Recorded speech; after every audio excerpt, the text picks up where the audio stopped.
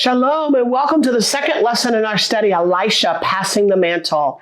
Lord, open our eyes that we may see. Be sure to like, share, and subscribe to my YouTube channel for notifications when new videos are posted. And while you're there, actually go check out the other studies that are available. There's over 100 of them already posted. Now, if you'd like to join us for our live study, you can contact me through Facebook Messenger, or on my Facebook page, you can just put a comment right below this video, and I'll send you a link and a password to our free Zoom classes held every Thursday from 6:30 to 8 o'clock Eastern Standard Time. There is so much to unpack in tonight's lesson that we're really just going to forego any kind of a review and jump right into our scriptures for tonight. You know, so often we find ourselves in the minority because we don't think, we don't live, we don't hold the same values as those around us, and we have this annoying tendency to retreat. This kind of subtle fear invades our hearts. And instead of holding his holy ground or even moving to the front lines to take our place as his valiant warrior, we have this tendency to want to fade into the background or just completely slink away and retreat. We tend to sit around and we think we're in the minority and they'll never change. So what can we actually do? God, open our eyes so that we may see. We're going to begin tonight in 2 Kings chapter 5, where we meet a really interesting man. I love the narrative about Naaman. Now, we know that Naaman was a leper. We know he actually was a very valiant warrior in the army of Aram. He was very highly respected by the king because by him the Lord had actually given Aram, or Syria, some victory. Now, the Arameans or the Syrians were actually descendants of Shem. And as a result of this kind of victory, Naaman's wife had a little girl who was serving her, who was actually from Israel. And this little girl told Naaman's wife that, you know what? There's a prophet in Israel that could actually cure, that could akaf, that could gather or take away Naaman's leprosy. So the king sent a letter, and he also sent some gifts to the king of Israel. Now, do you remember from last week who the king of Israel is at this time? It's Jehoram of the north, because we end up having two Jehorams. So it's Jehoram of the north, who served for 12 years from 853 to 841 BC. Now, the king of Aram, his name isn't actually mentioned until chapter 6, but I'll just give you a little heads up right now, and it was Ben-Hadad. Ben-Hadad has been the king of Aram pretty much most of our entire study. Now, the gifts that King Ben-Hadad actually sent with Naaman was about 750 pounds of silver, 150 pounds of gold, and 10 sets of very expensive royal clothes. Now, you can look up lots of cross-references about leprosy, but what you can really find out is that, you know, God used leprosy as a judgment for sin. Now, its cure was also from God, and God used the cure as an opportunity to display his mighty power. People with leprosy were both physically and ceremonially unclean. A priest had to diagnose leprosy, and a priest also had to pronounce its cure. Leprosy was a very physical ailment or an outward appearance of an inward or spiritual disease. Now, moving on down, starting in verse 6, Jehoram, now sitting in the northern kingdom in Israel, got the letter. And here's Naaman before him, and he got really angry. He thought that here's King Ben-Hadad is trying to pick on him because, like he says, who am I? I'm not God. I can't cure Naaman. I can't cure this man. And he rips his shirt. Well, here's the prophet Elijah, and he hears about Naaman, and he hears about, the king Joram actually kind of having a little fit, and he actually agrees to help Naaman. So Naaman goes to Elisha's house. When he shows up at Elisha's house and knocks on the door, Elisha's not the one who answers. He actually sends his servant to go out, and all he did was tell Naaman, go dip in the Jordan 7 times, and he closed the door. Well, now guess what? Now Naaman's angry. Anger tends to kind of be the prevailing emotion in these scriptures. He's angry.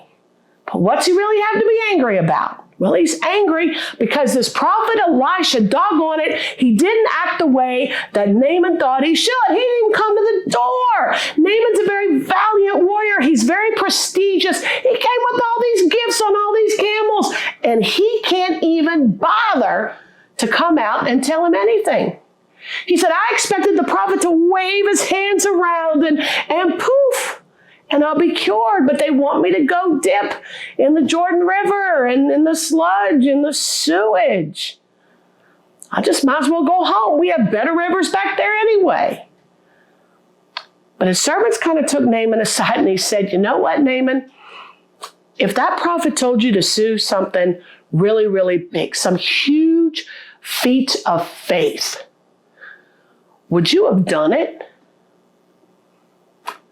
Naaman said, yeah, I would have.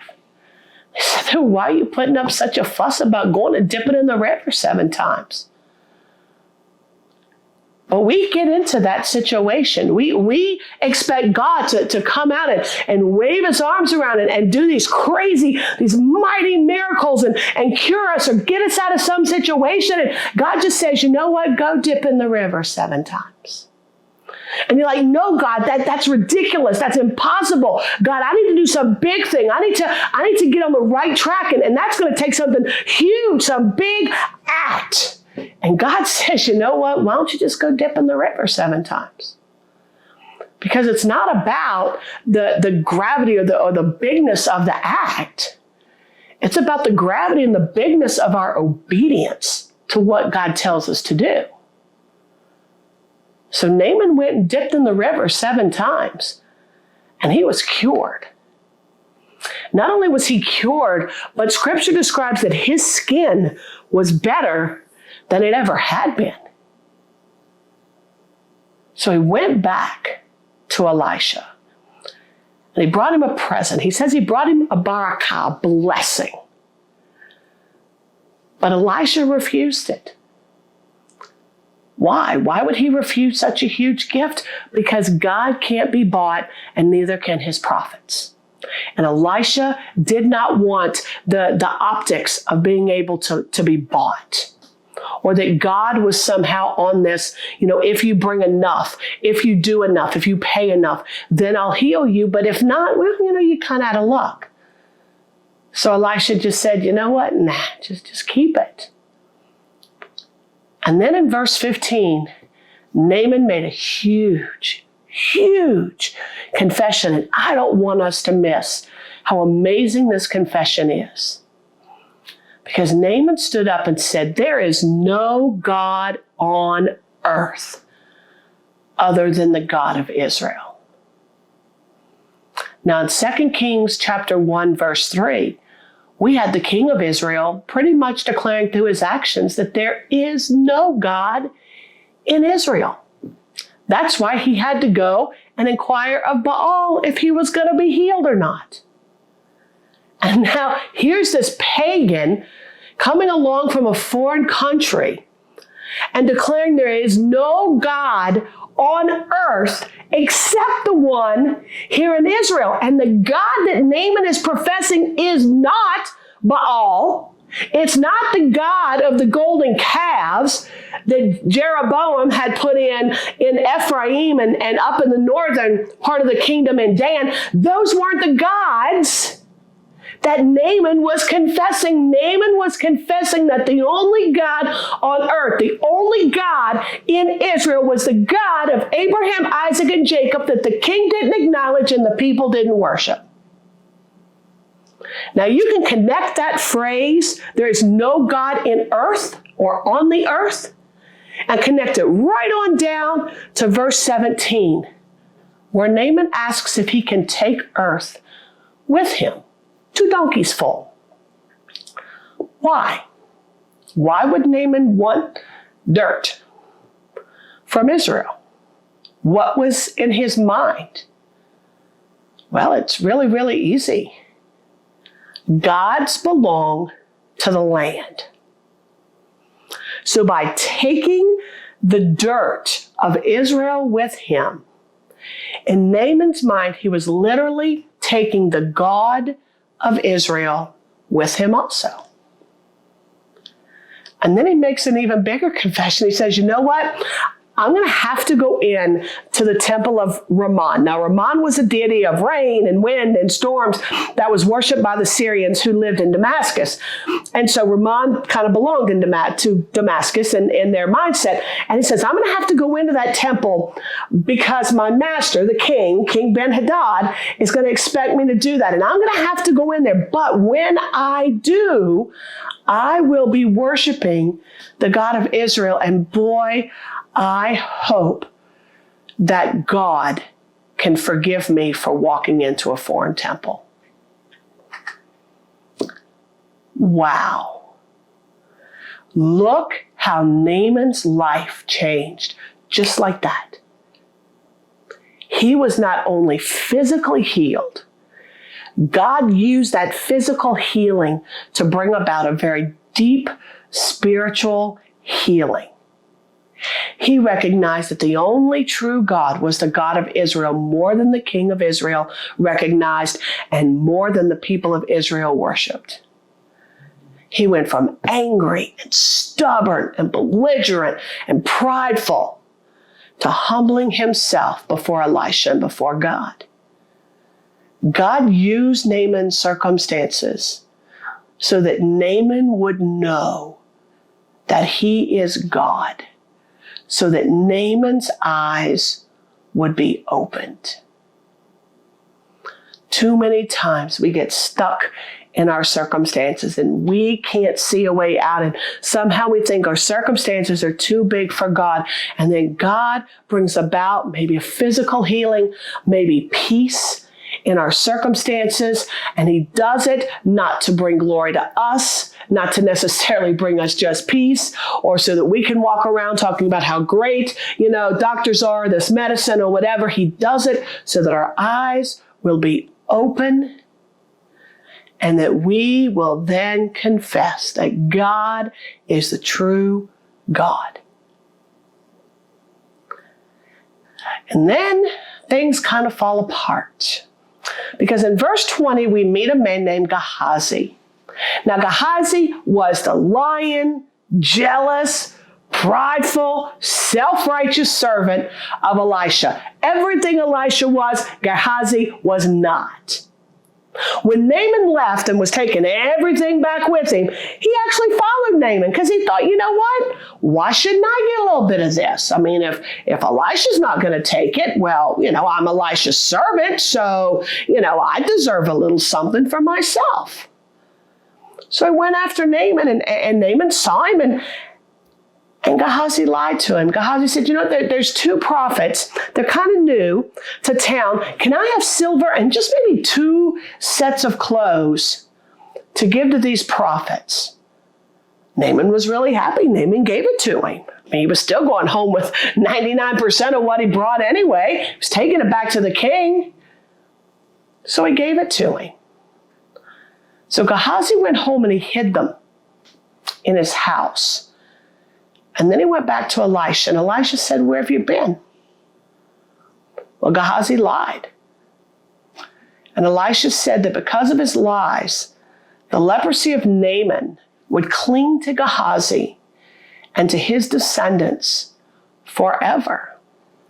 So Gehazi would now, and his descendants would now have to walk around, literally carrying on the outside the weight and the confession of their internal spiritual disease of sin. Now in 2 Kings chapter 6, we actually see 3 distinct miracles that happened, but they all happened one right after the other.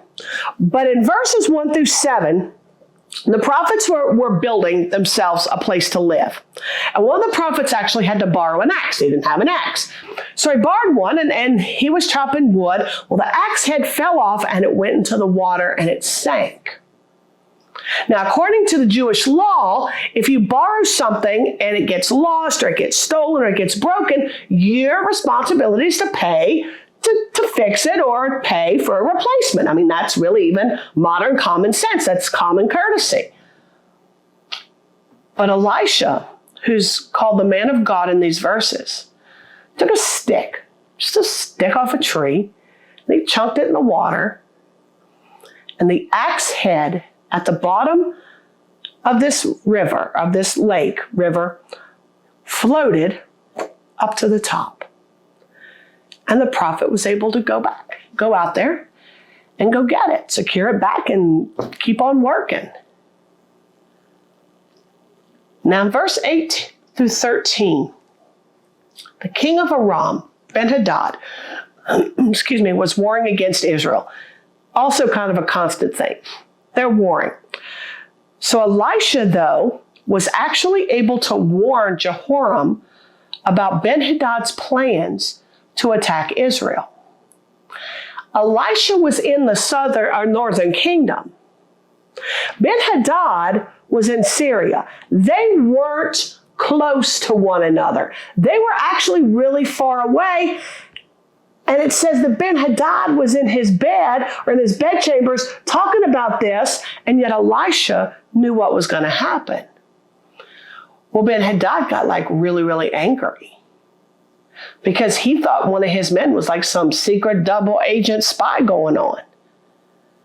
And a servant went and told Ben-Hadad, it's not your guys, Ben-Hadad, my king, my master. It's actually this guy, Elisha, this prophet in the northern kingdom.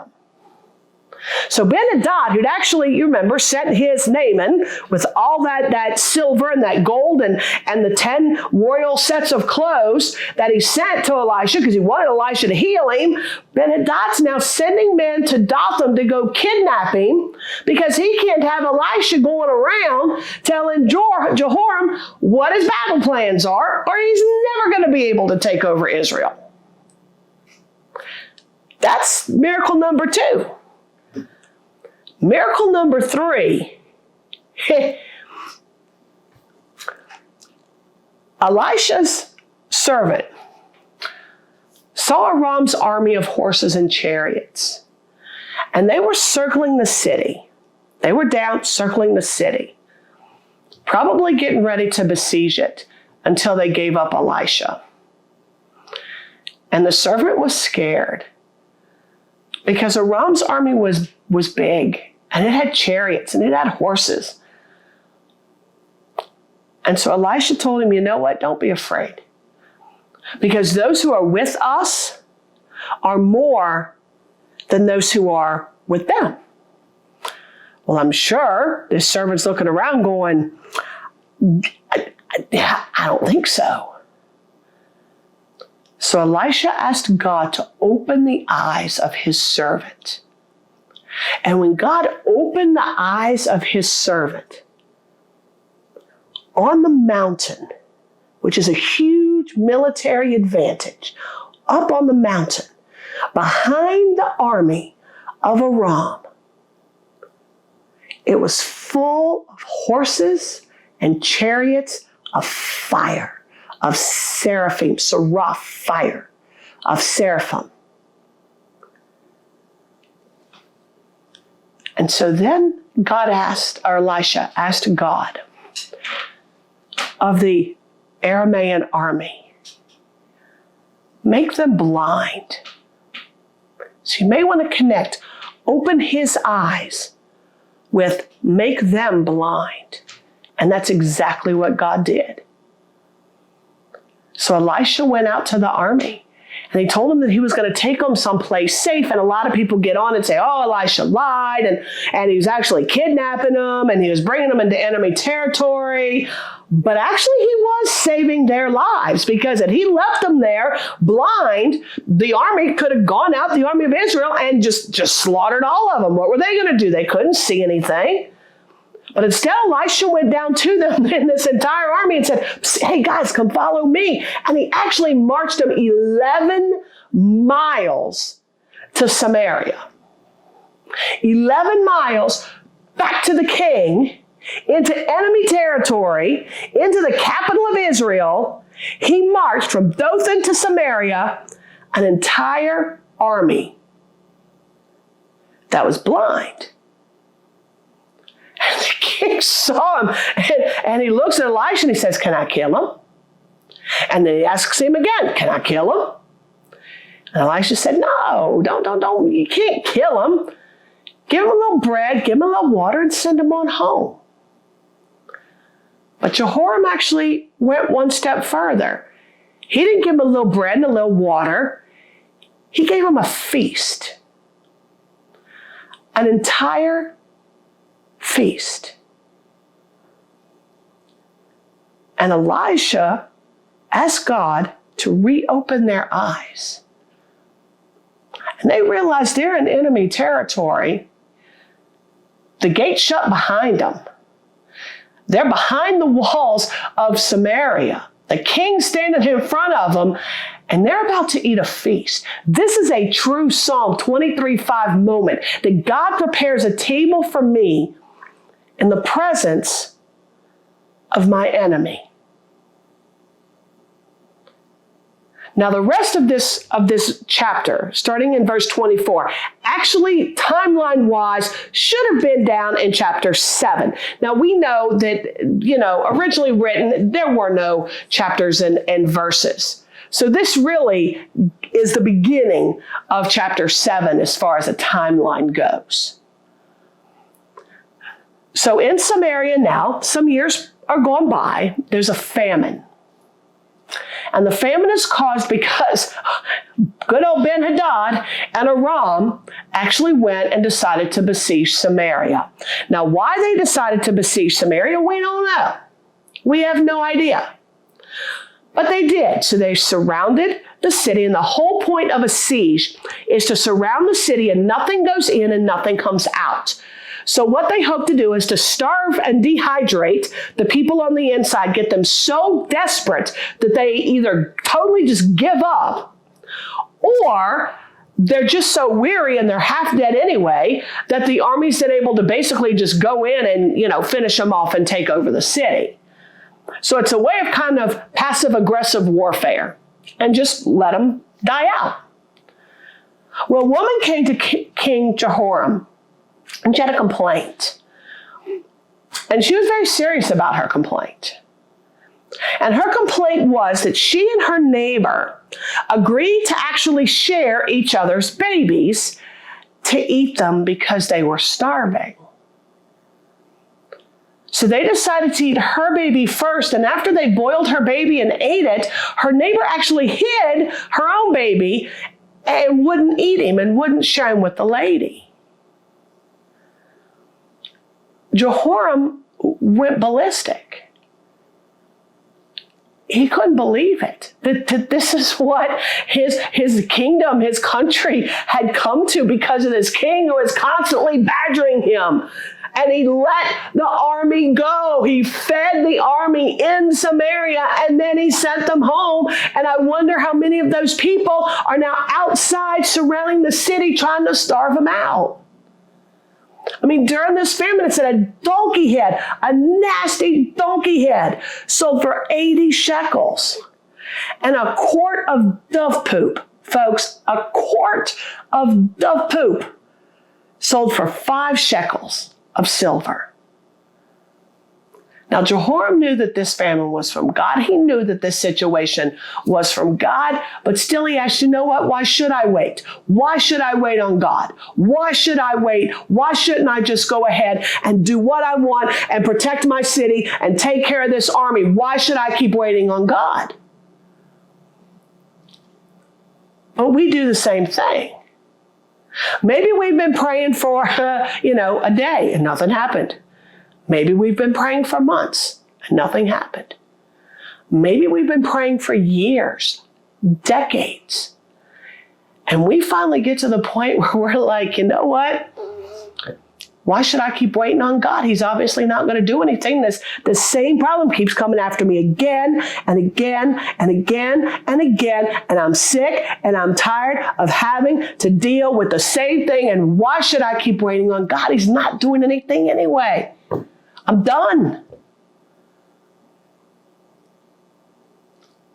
So then there's a messenger, a malach, a representative of the king. And he and Elisha are having this conversation. And Elisha tells him, you know what, by this time tomorrow, the situation that we're in right now is actually going to be not only better, it's going to be resolved. You're going to have real, actual food, and it's all going to be affordable. Well, the messenger didn't like that. How convenient. Oh yeah, so I came to you today, so God's magically going to make it better tomorrow. You know what? I don't know if God will, and I don't know if he can, if he would, if he could, or if he even should perform this miracle. So, Elisha looked at him and he said, you know what? You're going to see the miracle, but you will not benefit from the blessing. He literally says, you will see it, but you will not eat of it. So then in verse 3 of chapter 7, oh, that night in the Syrian camp, God made them hear the sounds of chariots and armies and these horses, and they got so scared, they literally jumped up and ran. They left everything. They didn't take their horses. They didn't take their chariots. They didn't take their weapons or their food. They probably barely took the clothes, whatever they had on sleeping that night in their PJs. They got up and they ran. Now, here come 4 lepers. Now, when I hear these 4 lepers and I read about them in Scripture, I think of Mo, Larry, Curly Joe, and Shep. So here come these 4 lepers, and they happen to find the deserted camp of the Syrian army, and they pillage it. I mean, you know what? Why not? Who's going to tell them otherwise, right? So they start pillaging because, Samaria had already kicked them out of the gates. So they start pillaging, and they start taking things home. Well, one of them gets kind of smart, and he says, you know what? If we wait till morning to tell the king about this, they might start to notice that some things are kind of missing. So maybe we just need to be satisfied with what we've kind of stolen right now. And we need to go tell the king that the army's gone and everything's here. So that's what they did. Now the King Jehoram, thinks it's this trick. So he sends some guys to go check it out, to go make sure that that's really what's going on. Guys, he was there when Elisha said, by this time tomorrow, everything's going to be good. He knew what God had promised, but he still didn't believe it, so he sent somebody else to go check it out.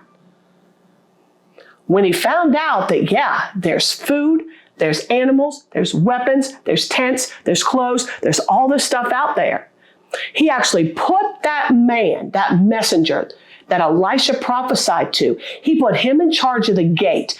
All the people start running through. I mean, these are starving, desperate people, guys, eating each other's babies and dove poop. They are running at the gate. And this guy who saw the wealth, who saw the miracle, who saw the blessing, was trampled to death. He saw the deliverance, but he didn't benefit from it. In Romans 8:31 to 39, we see, God's in charge of armies, of famine, of life and death and deliverances. And we as believers, when we belong to him, we can't be separated from him. Through him, we are overwhelmingly conquerors. But in 1 Corinthians 10:13, we see, God doesn't always deliver us out of our circumstances. Sometimes he provides a way for us to just endure through them. We know God can move a mountain. We know God can take us around it. He can take us over it. He can take us under it. But sometimes he says, you know what? You just need to stand here And you just need to endure the fact that the mountain is going to stay put. And that's really difficult, because then we become bystanders, because then we become praying, because then we can end up with that sin creeping up and that pride saying, why do I have to wait on the Lord? Why should I? He's not doing anything when he is working on the other side of that mountain, bringing us deliverance that we could never imagine. Moving on to chapter 8, we're actually only going to do the first 15 verses of 2 Kings chapter 8. Now, in the first 7 verses, we see somebody we'd already seen before. That Shunammite woman.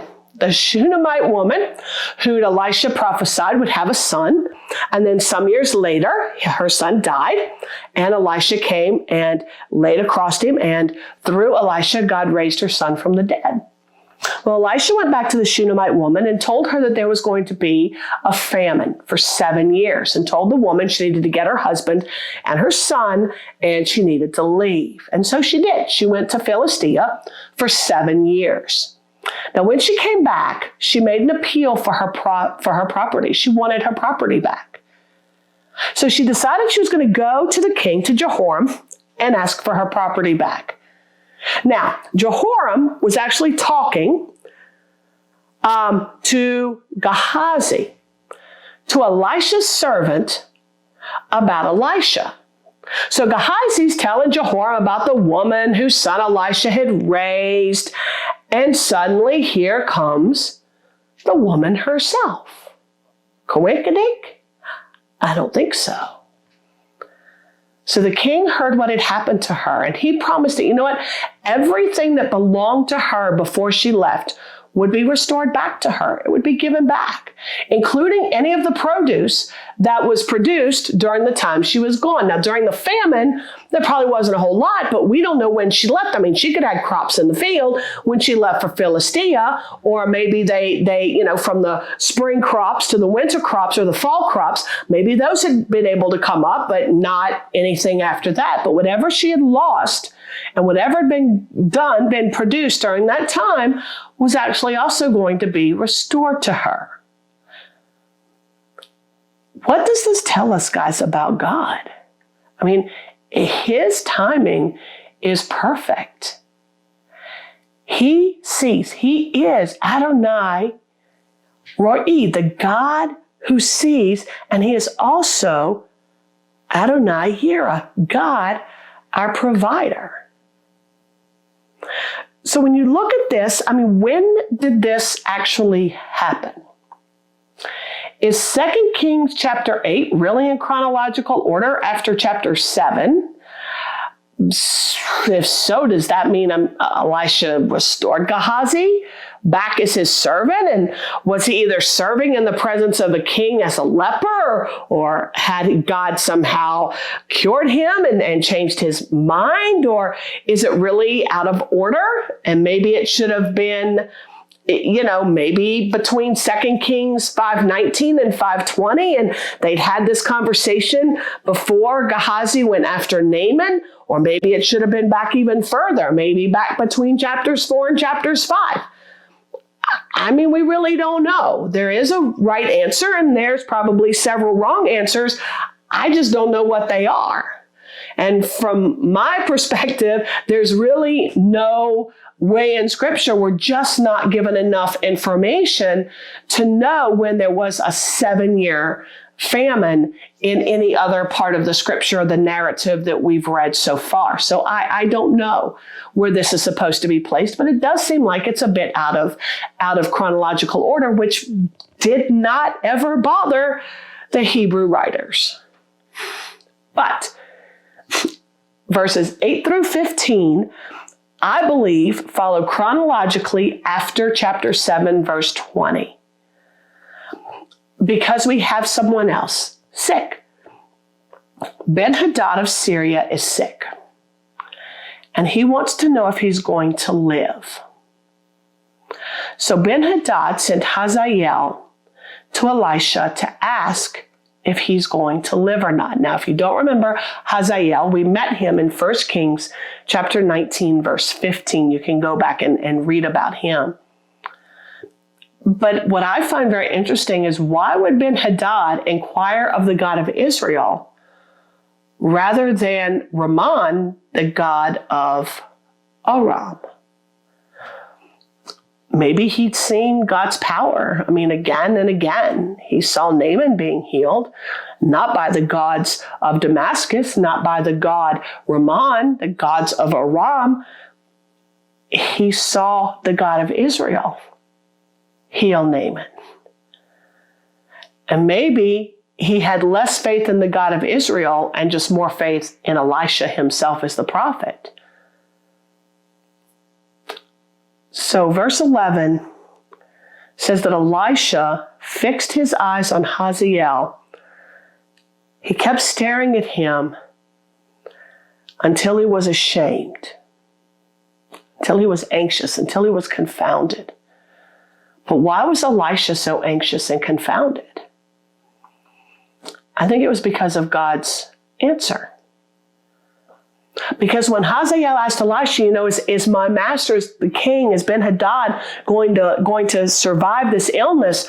The answer was, yeah, he's going to recover from the sickness, but he's not going to live. And Elisha wept. And Haziel he was a little confused. So he asked him, why are you crying like this? And Elisha said, because I know that you're about to become king. And you're going to do such horrific evil against Israel. And it broke Elisha's heart. Haziel returned, and he told Ben-Hadad that he'd recover. But the next day, Haziel smothered him, and he took over the throne. And in our next lesson, we're going to see how Haziel was so much worse than Ben-Hadad, and what exactly happened to him. But I believe in these chapters of God open our eyes so we can see. I think what we see about God in these chapters is that God is the one who gives us victory.